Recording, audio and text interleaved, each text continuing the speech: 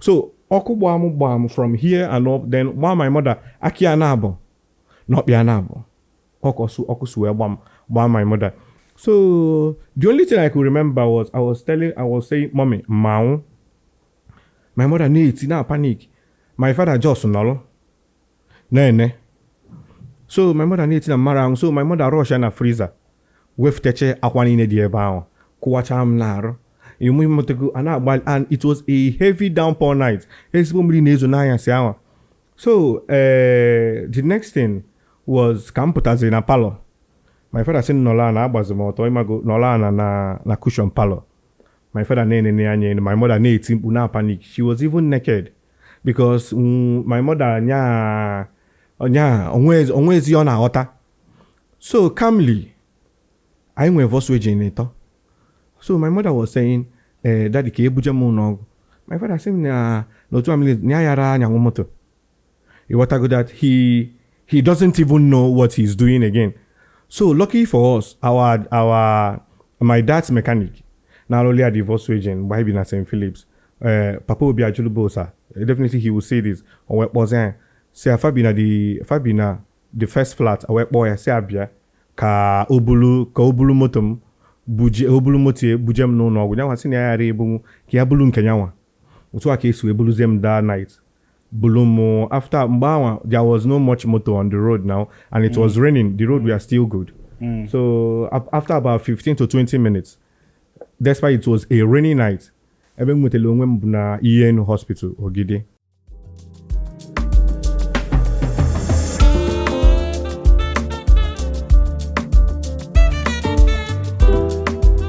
Bam, bam, bam, bam, bam, bam. You want to go?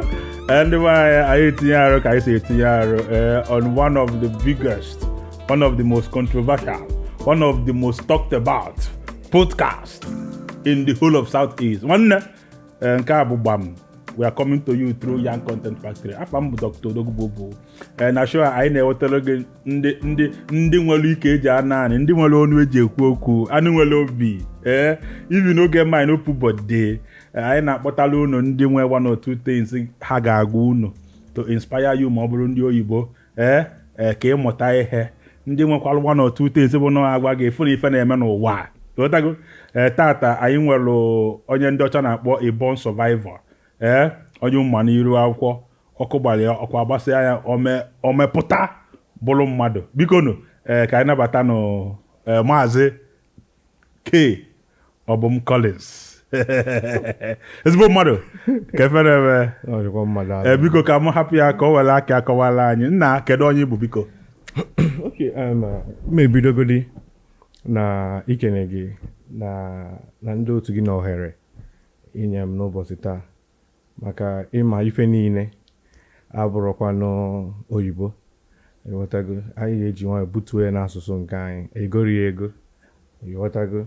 So afa m bụ Maazị Kosisochukwu Obum Neke Okeke Collins, and ọmụnwa ka ndị mmadụ na-afụ n'iru akwụkwọ even mgbe m na-abịa ebe a ndị mmadụ na-ehe elu m o nwere ndị mụ na fachiche pikchọ na-ehe elu m maka na fafụlụ ife na-eme wee sị na ọ na-agbafa ume.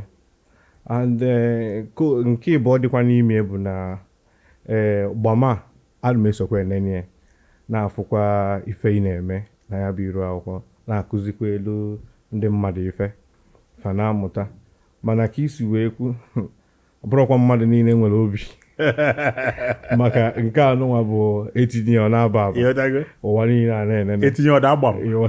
So it's a pleasure being here. Nọọrị nne anyị na-afụ gị n'iru akwụkwọ. And then I for mgbe your story na trend fụkwa so many things ị na-eme maka ndị ọkụgba. Collins, inwe ike ịkọwala anyị onye ọbụla afọ gị enegoghị ya n'iru nega n'aka marụ na ị nwere ọlụsị. Biko gwa anyị ọlụsị anyị nwe onye bụ mpụta ụwa kedu ife menụ emu mmiri ọkụ ka ọ bụ kemikalụ ka erughị ka ọkụ gbaa gị kedu ka o si wee mekọwala anyị? ịma na asị na nọ njegharị ka eji olele nwamkpi. O nwere obere ife ikwu na mma chọọ ka ntụzielu ya aka maka asị na onye kwuo okwuterọ eme gịnị akọwalị ya. Ajụjụ ịjụ dị mma mana ọlụsị ya ikwu bụ ife na-adịrọ mma ịghọtago mana nke izi anyị na-enwe nnọkọ so ya bụ ife a na-ene anya kịta abụrụ ọlụsị ịghọtago. O nwere ka ihe esi wee chọọ ịjụ mmadụ ife si ya nna ma nne ọlụsị ya mee iwe ewebegodie so accident n'ọnụ Igbo bụ ife mmadụ amarọ ihe mberede ịghọtago so ife mee bụ ife mberede ọ bụrụ ọlụsị bụ nke a na-amụnye mmadụ n'ime ọlụsị bụ nke ejegharịkatago n'ụwa niile jee ma dọkịta oyibo jee ma dọkịta Igbo enweta nwuro ife emelie nke anwa ka a na-eku ọlụsị so ife mbụ bụ ife mberede mana ka o si na dị na gbam ka anyị nọ mma ekwu elu o si mee na ka o si mee nke mbụ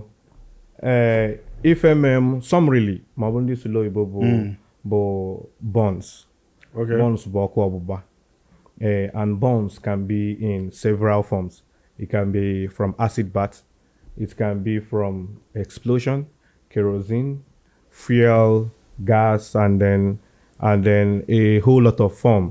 So nke meme bụ lamp bụ mpanaka ọkụ ma ọ bụrụ ndị Igbo ndị Igbo na-ekue lamp mana ndị Igbo na-ekue mpanaka ọkụ nke a na-etinye ugegbe n'ire ọnya bụ lamp ọ bụrụ nke a na-eyuzu owu na ya were alụ no all lamp ịghọtago. anyị egosikwe enwe ike anafa eme egosi ife bụ lamp ka ndị mmadụ mara ife bụ lamp ma ụdị ọkụ gbam then ka o si wee gbam bụ na n'anyasị anwa mụ na nwanne m nwoke a na-akpọ Chukwu Solukwe anyị natara school ịghọtago and we were trying to arrange the house so I arranged the house so luo n'anyasị me as the older all my duty imeki sure na mgbanye lampụ niile dị n'ụlọ kerosene maka mgbe ụfọdụ ọkụ anara adị mgbe anyị na-eto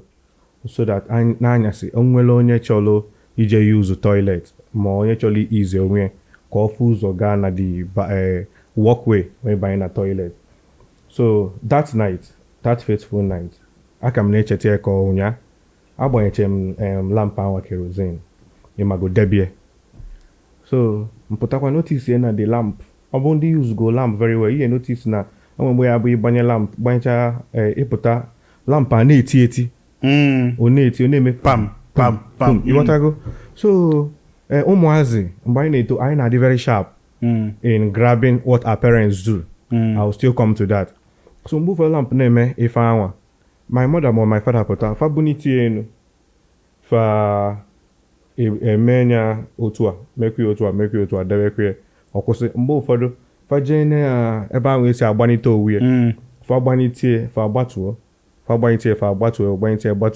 ịfụkwa ọ dịkwa normal so mana mbunite notice na kerosene adron ya so mgbe ahụ enwero gas it's been a long time more than 30 years so mgbe ahụ enwero kerosene enwero gas onwegodi n'ọfọ ndị gbagote enu anyị gbagotekwe mgbe anwa ya ma engine ọlọndụ but ọ bụrụ for everybody so wee ficheche the lamp gbanye kerosene maka notice na kerosene adịchara ya gbanyechara ya kerosene fichekwa arụ ya ịghọtago so mụnyezie the lamp ka m mụnyelie so enwelu lamp na-enwe chimney bụ nke anwa dị n'enu ya bụ every Saturday asị ụmụazị jee saa lamp carefully iwepụgodi globe anwa maka ịma na ịkụwa anya your parents ga-emegodi gị alụ ịkụwa anya akụwa gị iwepụ globe ahụ idebe n'akụkụ ị bịa were ife dịka akwụkwọ tinye na the basket anwa glove ahụ na-adị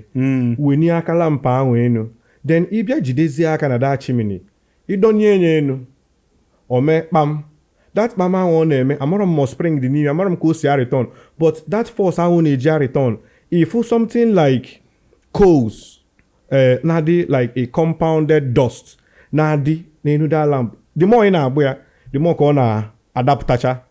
Amarọ m ndị ọgbara afọ ya ama ife a na-akọwa. Ọ na-adapụtacha n'akwụkwọ anwa. N'enu ya. Ọ na-adị ịgba anya aka like now eche ịmụnye lamp.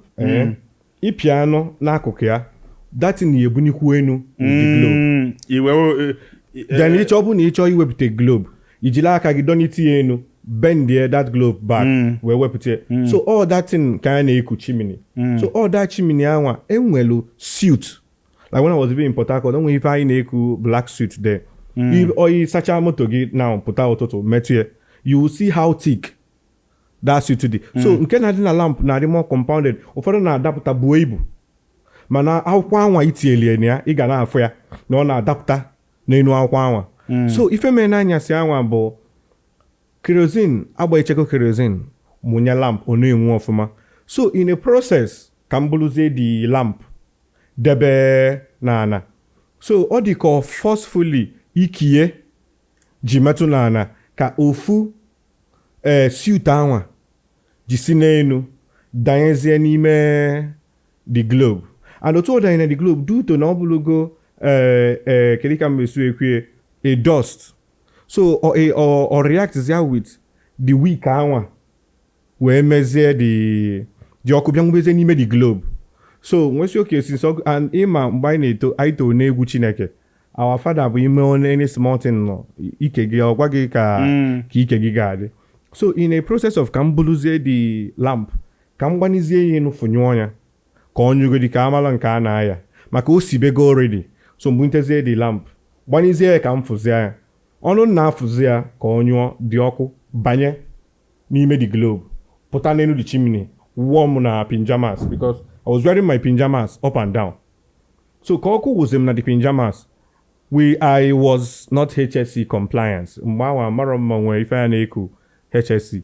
So I tried to try ka m binyụọ dị ọkụ dị na-arụ m ịghọtago maka enwulugo m ọkụ. So try ka m binyụzie dị ọkụ na my skin, not knowing that the skin is a good conductor of fire. Ịghọtago, the skin is a very good conductor of the skin. I'll still come to it. So can they use it, not knowing that pyjamas bụ 100% cotton. Ọ na-amadozi na my skin. Ka ọ na-amadozi na my skin ka dị ọkụ na-enwuluzi na-ekuzi mba mma n'onu ma na ntutu before mmalie na-eme na nsalụ ọkụ.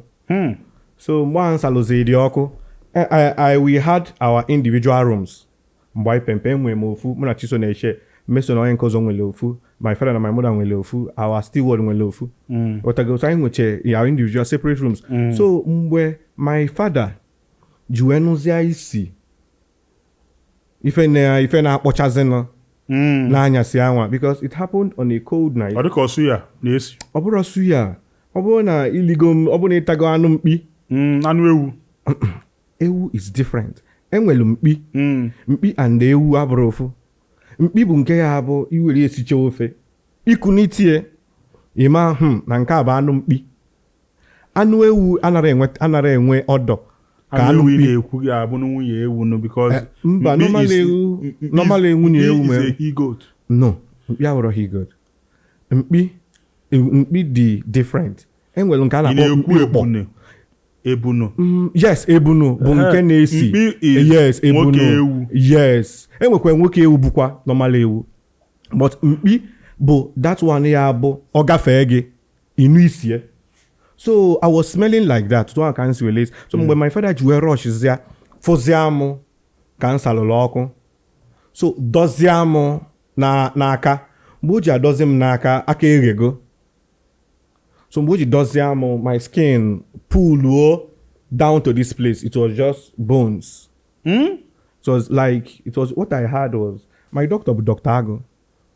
Ago, a hospital I have first choice. What I had was 3rd-degree burns with 70% body coverage. That's what I had. And I had it at age 9. The pictures are there. So when they took me to the hospital, so my father drags them. When my father just dragged him, my mother, abịago fom ka m na-enwu ọkụ. So she was trying to tear those my PJ. So the more ọ na-etiazi that PJ na-awụsa n'onwe ya. So ọkụ gbam that day with my mother. Because when you go night gown o ji alala ụla, and ịma night gown ụmụ nwaanyị na-adị silky. Ọ na-adị silky, ịghọtago. So mgbe o ji wee dozia those my cotton, ọ wụsago na her own night gown. So ọkụ gbam from here and up, then gbaa my mother aki ya na-abụ na ọkpịa na-abụ. Ọkụ su wee gbaa my mother. So the only thing I could remember was I was saying, "Mommy, Mao." My mother needs na panic. My father just nolo. Nene. So my mother needs na marang. So my mother rush na freezer. Wef teche akwani ne die bao. Kuwacha am naro. Imu motego and it was a heavy downpour night. So the next thing was campus in a palo. My father said nola na abazumoto imago nola na cushion palo. My father and my mother na panic. She was even naked because my mother onwezi yona ota. So calmly, I went voice generator. So my mother was saying, "Daddy ke ebuje mu no." My father said na no two minutes nya yara nya moto. He what go that he doesn't even know what he's doing again. So lucky for us, my dad's mechanic, not only a divorce agent, why be na St. Phillips, Papa will be a Julubosa. Definitely he will say this. Or what was I? Say Fabina the first flat, a wet boy, say abia, ka obulu motum, obulu motie, bujem no, we don't want to see a rebu, kiabulun kenyawa. So a case we buluzem that night. Bulumo after Mbawa, there was no much motor on the road now, and it was raining. The road were still good. So after about 15 to 20 minutes, despite it was a rainy night, I went with a EN hospital Ogidi. And the only thing I could remember that night was album somebody album, and I made a holiday mad. Like now, if I want to visit anybody, Nejembulu Pilum, another major Pilum Mado Alalola. So despite the nonoko that day, my mother mana, they'll have to get my pillow for me. So when by na moto na eju no, my mother jikwa my pillow. Ne so mgbe lutezi idea na that auto kedifana was there when you enter the hospital, the first place ICU. No, not ICU. OPD. Okay. When I entered that OPD that night, ebu mumilia ejima okpam na abo ikuro meku. Akwọrọ makwa eji m ọkpa m na-abụ banye na moto eji m ọkpa m na-abụ lituo na moto banye n'ime the hospital. So the only thing I could remember bụ na agwa m father na oyi na-atụ m na nchi dị n'ala sinye m pilom. So enyezi m pilom ntinye n'azụ isi m dị n'ele ana. So the nurses nọcha that night bụ student nurses n'ihe no. So the first thing na-eme mkpu m akwa na-ekpu m akwa na the bones. And the bones that no infect here. Okay. So abuni na-eje Anglican enwelo trolley eji ebu ozu ya bụ emeghe that trolley ebe a na-afụkali ya bụ na burial ground emeghe that trolley adonye ozu n'ime bụ ndị Anglican kwuchie ya kwalụzie that trolley ọ na-abụ an iron trolley way back ka a na-use that trolley iron ka ọ na-abụ. So they put me in a trolley like that, covered me with that iron, we uzie the blanket, then the iron. So that was the only last thing I could remember till after about 3 months, 4 months, when I gained my consciousness back. So what happened was they said that the kerosene, and the lamp, but adulterated kerosene. That same kerosene, bukwa kerosene, my father was using to cook hot water. Ojikwe butelumo from the house to the hospital. So there was a lot of mites surrounding my incidents. So Iwatago onye nka say na no one of my uncles send the Uncle John on go now. So no nyangwa send onye nka say no onye nka send. Onye nka say no maka na ya ziri ike na ekpele. Onye nka imago if Nigerians will always try to use spiritual one or two things to back it up. You want to go? But so that was how I got the bonds, and then that was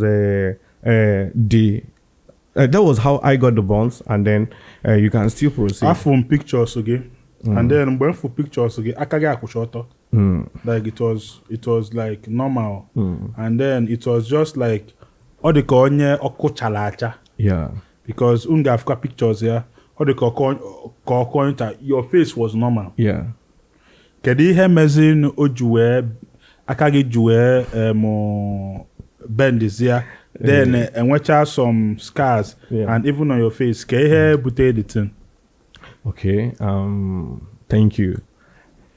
Actually, when I regained consciousness from the hospital, I was treated at ENO. Then, if I not bomb CC ward, and then through the help of my auntie, Mama Adugo, Mrs. Dike, she was the vice principal at EN as of that time. So they made sure that they gave me a proper treatment. So I lost my consciousness for about 3 months. The only thing I could say for 3 months, Buna, that I was in between Enu and Dana. That is something I can remember vividly. I was just there seeing flowers, but up at Metrana. The more I tried to jump up, I came metro, then I was just floating. So till when that firstly that the day I woke up, but after 3 months, just to be near as somebody sinola.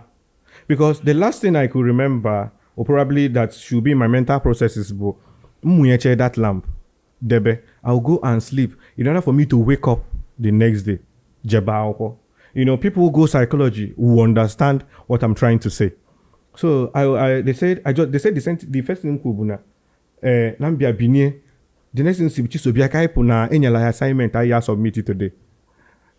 Any assignment or on a bed for more than 3 months and wake up with binye enyala assignment. You know, so when they said that when I woke up that there was jubilation in the hospital, and then the next thing they said was they needed to call a doctor to make sure that I can see. You want to go that now that the fire affected my whole face. And the picture is going to come up that it affected my whole face. And, you know, it affected my whole face with a lesser degree. And when third degree here, my face third degree, but my here, because first degree. You want to go? So when I woke up from the hospital, I sat down for the first time after 3 months, Nolana, with a lot of cannulas in my hand, in my leg. Then they started the treatment, and truly, if I remember those treatments and how they treated me, I was treated very well. But some of the nurses there treated me poorly.